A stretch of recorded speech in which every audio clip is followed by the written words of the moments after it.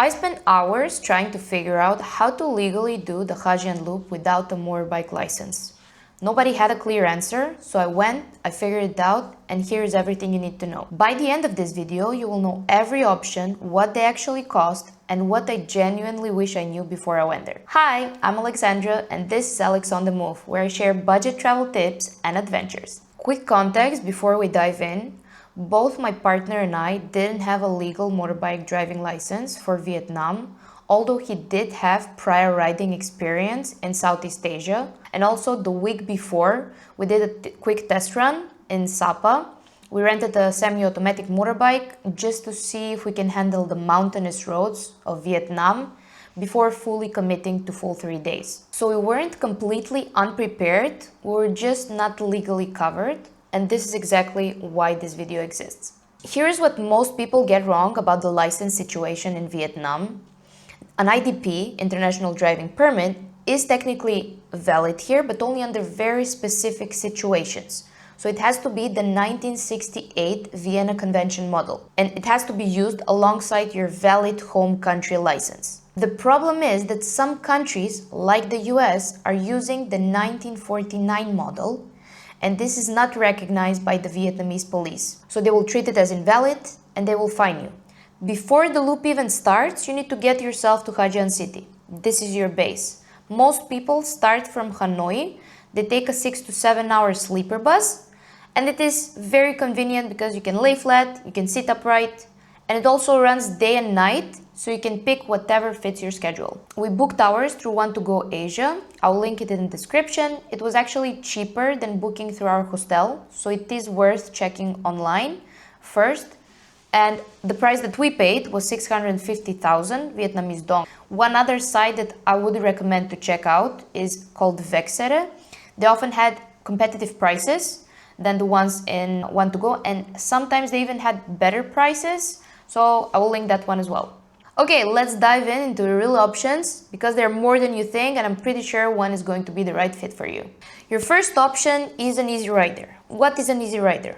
It's a local driver that is taking you on the back of their motorbike, and they're the ones who are driving. You go with a group. For many people, this is the social option. You meet other travelers, someone else handles the navigation, where you eat, where you sleep. But I have to be honest, because I feel like this is getting promoted very uncritically online. Being on the back of a motorbike, it's not like being in the passenger seat of a car. The bike moves, you move. It's like working on the bike. Your bottom, your back is going to hurt by the end of the day. So it's not like a luxurious experience. More importantly, and I feel strongly about this, if you have never been as a passenger on a motorbike before, don't make Ha Giang Loop your first experience, because there are some easy riders that we saw on the road that were overtaking in very dangerous turns, and they were driving fast just for the thrill of it. We have heard about accidents while we were there. It is not something that should be promoted so easily online. If you do choose this option, do it because you genuinely want this, because you have been on a motorbike before, because you want the social experience. It can get a little bit loud, I have to say, but don't do it because it feels like the easiest option. In terms of cost, packages usually go from 150 to 250 US dollars per person, and it depends how many days, if you go with a private tour, if you go with a group tour. Usually the tours go from 2 days, and a 4-day tour, private tour, can get up to 400 US dollars. Your second option is to rent a motorbike and pay a fine upfront. This one is based mostly on research, on forums, and it's not entirely our personal experience, so take it as community knowledge. Many of the rental companies are going to offer you to pay the fine upfront. It's roughly 2 million dong, and they kind of print an unofficial ticket. If police stop you, you're supposed to show this ticket and they're supposed to let you go. It's a pay once and forget it situation. In practice, and this is my own personal opinion, it's not a guarantee. If police stop you, they might ask for more, and you're on the side of a mountain road negotiating prices. We have heard of people being fined multiple times on the road. We personally saw people getting stopped in Ha Giang city But the thing is that after that, on the road for full 3 days, we didn't see any police checkpoints. So it really comes down to luck. If this is the option that you choose as 1 or 2 passengers, I would factor in the fine in the budget and I would go with a more powerful bike around 150cc. Don't expect to start the journey and end the journey without paying a fine. Then you have the third option, which is the option that we chose. And once we learned about this, we couldn't believe that it wasn't more well known. There is this bike, specific bike, that I have to say this very carefully. It is fully legal. It's called a special bike and it has been registered as 49.5cc engine, which in Vietnam means no license required. In reality, it has been custom built and upgraded to 97.5cc. And the rental company that we got this from, they have worked with Vietnamese manufacturers and local authorities to register it properly. It has the legal papers.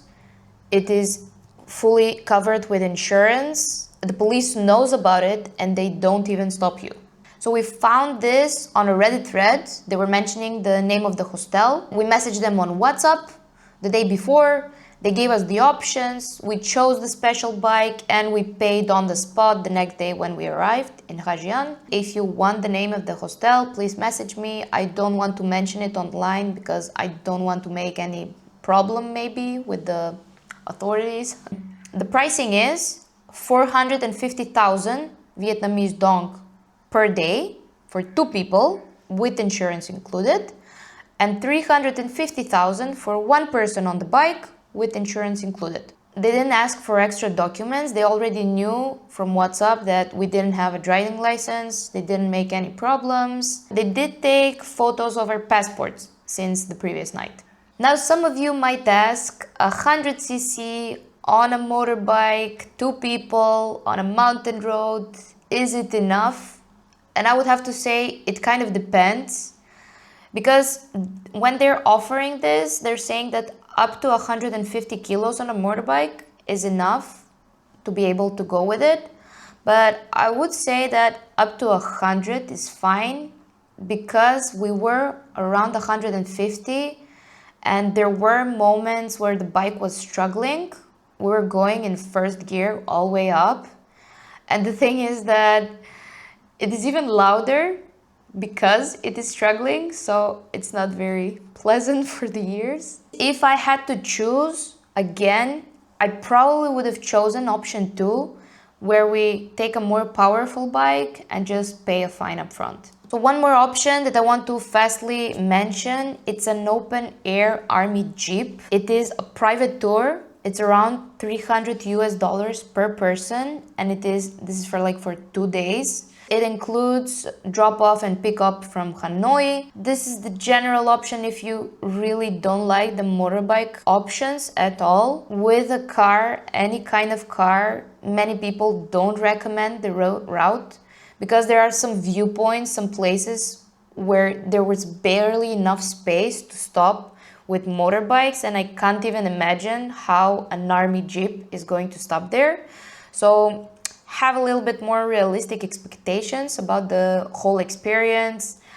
I do believe it's going to lose a little bit of the magic. Some extra tips that I want to include. I feel like I would be doing a disservice if I didn't mention this, because we did have a problem with this.